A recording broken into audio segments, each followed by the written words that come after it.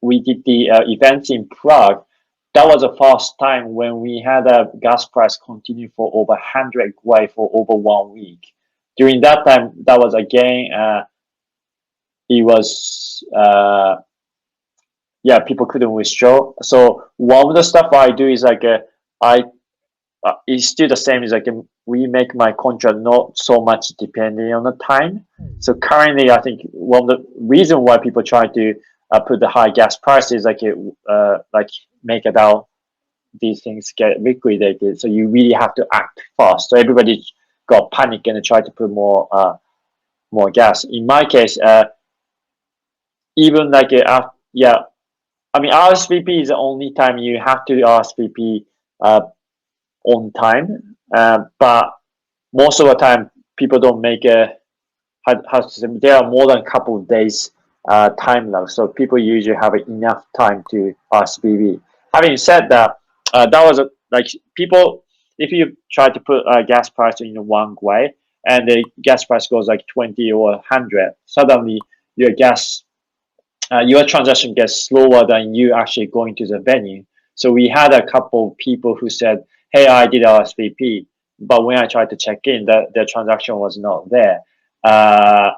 And when I look at it, the transaction was still pending. So I had to kind of front run that transaction to lower the cap of the kickback so that if it goes through, it gets rejected. So something like that. So these things kind of still happens. So your smart contract, yeah, don't make it too time sensitive.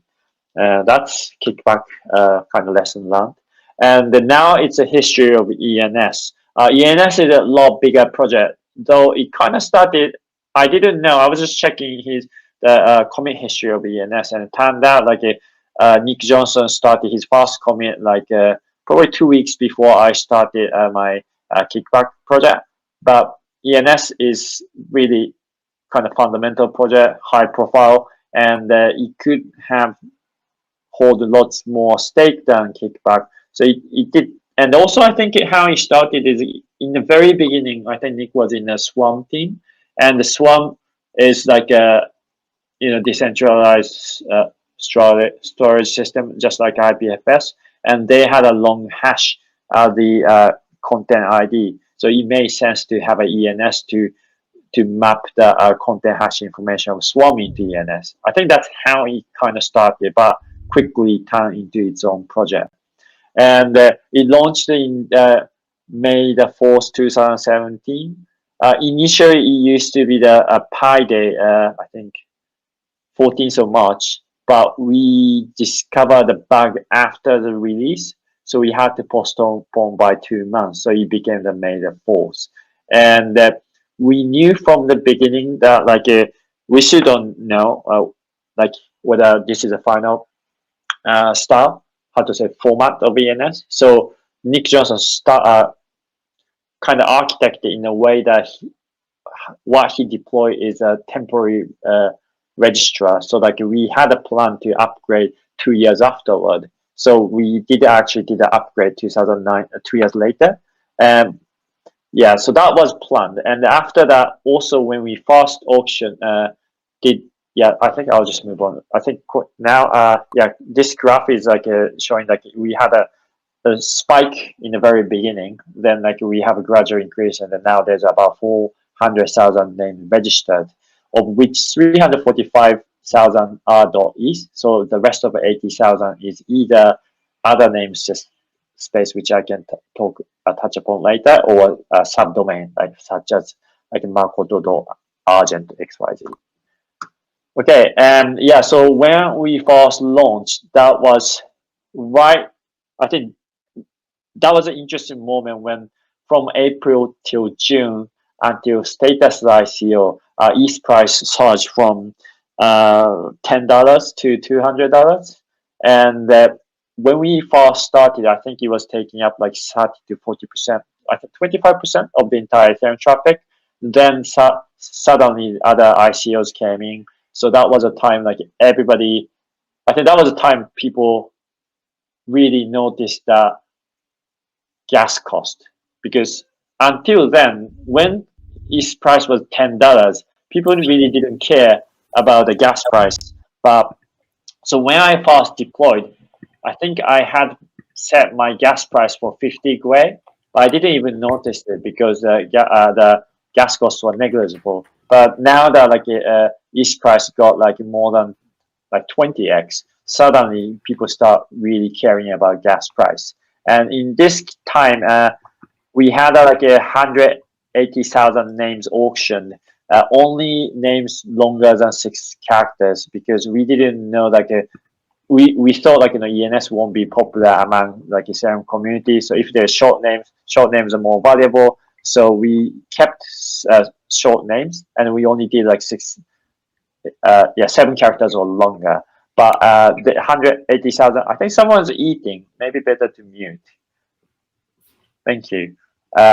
180,000 names auctioned, and the interesting style was this was a deposit system, so that like rather than you pay for the name service like normal DNS system, you basically locked, you deposited, but like you still had to auction how much to deposit, and we had about 168,000 ETH locked on our locking, how to say, deed contract. And these were the name, like high price names, which was, so another thing, interesting thing is we were using a Victory auction. So like a Victory auction is a second prize winning auction. So that East Phoenix was the highest bid name, which was 200,000 ETH. But the winner, East Phoenix, only paid for the second highest, so it was only a couple of ETH. Whereas that was on the left column, whereas the right column, it was like a dark market or is what's actually the amount it's been paid, so 20,000. And one of the challenges, like we did 7 days auction where you commit for the first 3 days with a seal bid, and then you review following 2 days. And during that time, that kind of we still Ethereum have no notification system, and people forget that kind of stuff. So if you forget to reveal, I think you lose your bid. And for that purpose, I think about 0.3% of people or the deposit auction bids were actually lost.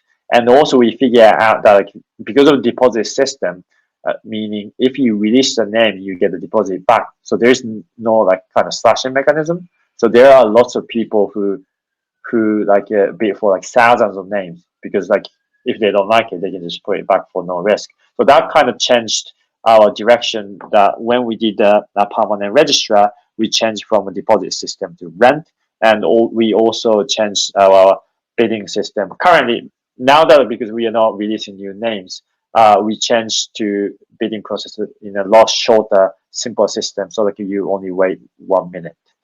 And after that, we actually did a short name auction through between 3 to 6 characters, and we had this time about 50,000 bits and of 7,000 names.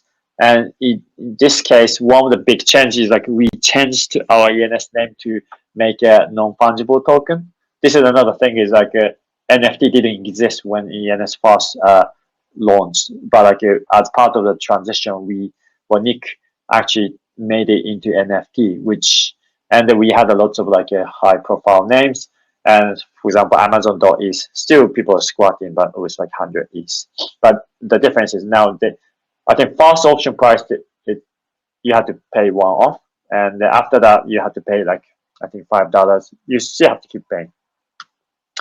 And that was as planned. Then like in just a couple months ago, we found out that, well, after the DevCon, we found out we had a security vulnerability, so we need to quickly shift to the complete new system. That was whole on its own problem. I described, I mentioned about what happened in my talk at ECC in Paris last week. So if you're interested, please watch the video. And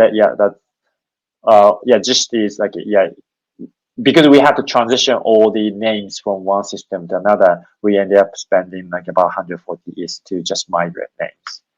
And the challenges, I think it's almost 20 minutes, so I'll speed up a bit. So challenges for Kickback. There are three things. Kickback. So the difference of ENS and Kickback is completely different system. But I mean, ENS is for the non-profit. So they're kind of making money is not really their priority. Was Kickback is kind of commercial project I'm running. So I'm very interested having make it sustainable.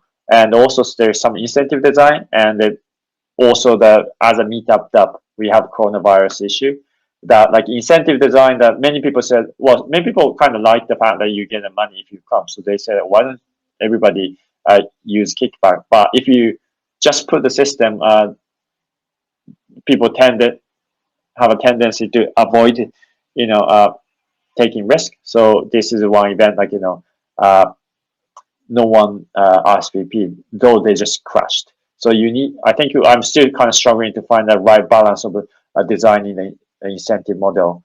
And also sustainability is a big issue for most dApps now that we don't really have ICO as a ways to raise fund.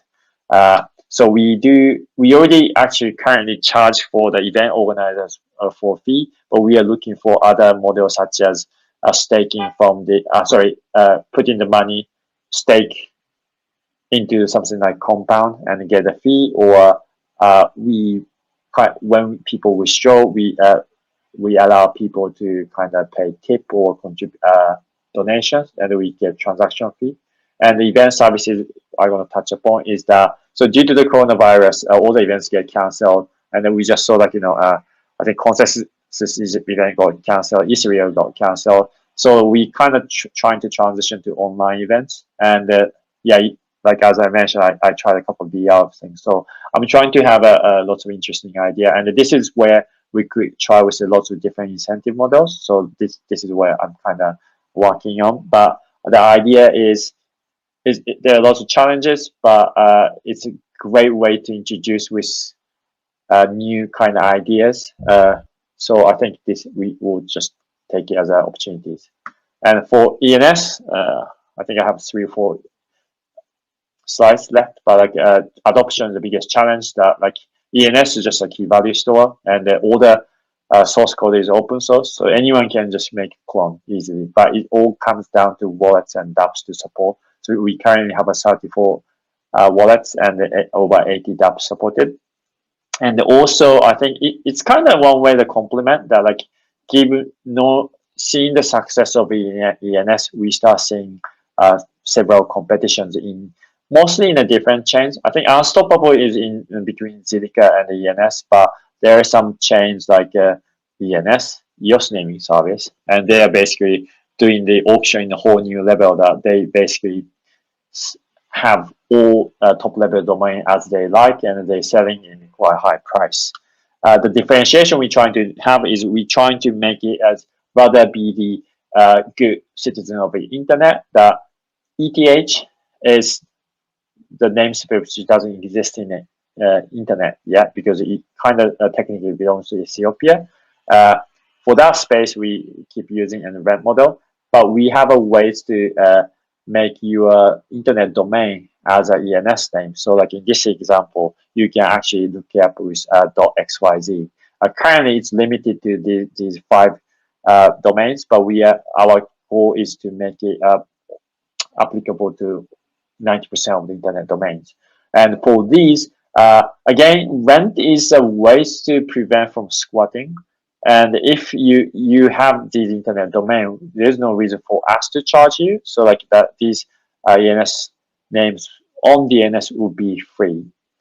And also some top level domains doing more kind of tight integration with ENS. So that one example is .cred. They actually issue ENS name if you buy internet domain .cred from their side, but they actually put their internet IP addresses called I think zone file into IPFS, and put the hash of IPFS into ENS, and so that I think you can kind of control this internet address through IPS and ENS, which is kind of like there are a couple of internet domains who issue ENS if people buy domains. But I think in their case, they sell their domain name as a non-fungible token. And if someone purchases a non-fungible token, then they watch Ethereum events and create, I think, internet domain and put the IP address into IPFS and the Ethereum, which is like kind of making Ethereum as the infrastructure of the internet. So these are kind of, yeah, again, they're a threat, but we want to make it as an opportunity. So these are the kind of quick history of both two projects I'm involved. That's it. Okay. Awesome.